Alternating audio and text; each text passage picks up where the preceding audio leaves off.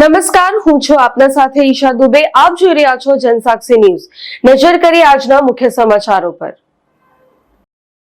ચકલી વિશ્વમાં સૌથી વધુ ફેલાયેલું પક્ષી અને વિપુલ પ્રમાણમાં જોવા મળતો પક્ષીનો ખિતાબ ધરાવે છે. માનવ વસ્તીની નજીક રહેવાની અને તેમના પર વધુ આધારિત રહેતી ચકલીઓના વિનાશ માટે માનવીએ જ તેના ખોરાક, પાણી અને આશરો છૂટવી લીધો છે. ચકલી કદમાં નાનકડું પક્ષી છે, પણ વિશ્વભરમાં ફેલાયેલું છે. આ નાનકડું પારેવું લુપ્ત થતું જાય છે. ચકલીઓના વિનાશ માટેના ઘણા કારણો છે. આ બધા કારણો પાછળ માનવી જ જવાબદાર છે. બીજા પક્ષીઓની જેમ ચકલા ઝાડ પર માળા બાંધતા નથી. માનવ વસાહતની આસપાસની જગ્યામાં જ માળા બાંધે છે. તેથી જ તેને ઘર ચકલી નામ આપવામાં આવ્યું છે. આપણી ઝડપથી બદલાતી જતી લાઇફસ્ટાઇલને કારણે ચકલાઓને તેમના જીવનના દરેક તબક્કે આહાર, આશ્રય અને સલામતી મળવાનું ખૂબ ઓછું થઈ ગયું છે. તેના અસ્તિત્વ પર ખતરો ઊભો થયો છે. આજે વિશ્વ ચકલી દિનની ઉજવણી કરવામાં આવી, પરંતુ આપણી આસપાસ રહેતી અને ઘરની શોભા વધારતી ચકલીને બચાવવામાં નિષ્ફળ નીવડ્યા છે. ત્યારે આ નાનકડા પક્ષીના શોર બકોરને ફરી જીવંત કરવાના પ્રયત્નો હાથ ધરાય તે જરૂરી છે. નમસ્કાર, હું વન વિભાગ અંકલેશ્વરમાંથી ભાવેશ મોપ, ફોરેસ્ટર અંકલેશ્વર.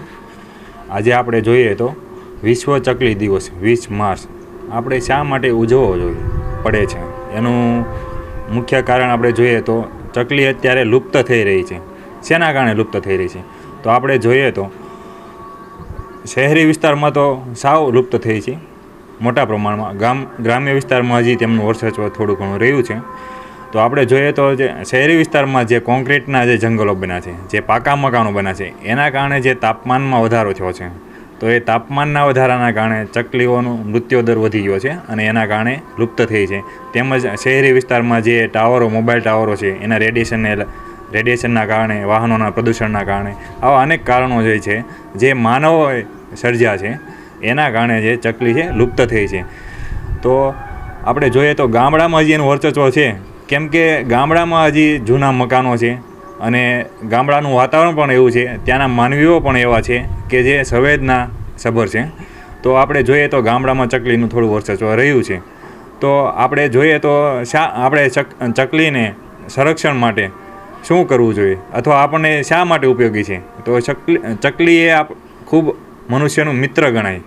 શા માટે? તો આપણે જોઈએ તો ચકલી એ માનવ વિસ્તારમાં, માનવ વસ્તીમાં, માનવ સાથે રહેવાવાળી એક પક્ષી છે અને એનું વજન 30 થી 40 ગ્રામ જેટલું હોય છે. પણ એ માનવ સાથે જ રહે છે, જંગલમાં ઓછા પ્રમાણમાં રહે છે. તો ચકલી એ કીટ ભક્ષી છે, જે નાના નાના જીવાણુઓને ખાઈને પોતાનું ભક્ષણ કરીને અને પોતાનું જીવન ગુજારે છે. તો જે માનવને હાનિકારક જે જીવાણુઓ, જે કીટનાશકો છે, એનો ઉપદ્રવ જો ઘટાડતું કોઈ પક્ષી જે હોય તો એ ચકલી છે. તો જો ચકલી લુપ્ત થઈ જાય તો એના કારણે જે આપણને હાનિકારક જીવાણુઓનું પ્રમાણ વધી જાય, તો એના કારણે આપણે જોઈ શકીએ છીએ કે કોરોના જેવા રોગો ઉત્પન્ન થઈ રહ્યા છે.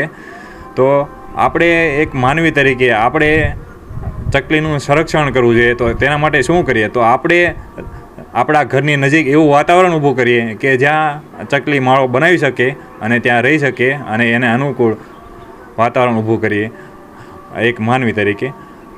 અસ્તુ. જય હિન્દ. પિન્ટુ મોદી, જનસાક્ષી ન્યૂઝ, અંકલેશ્વર.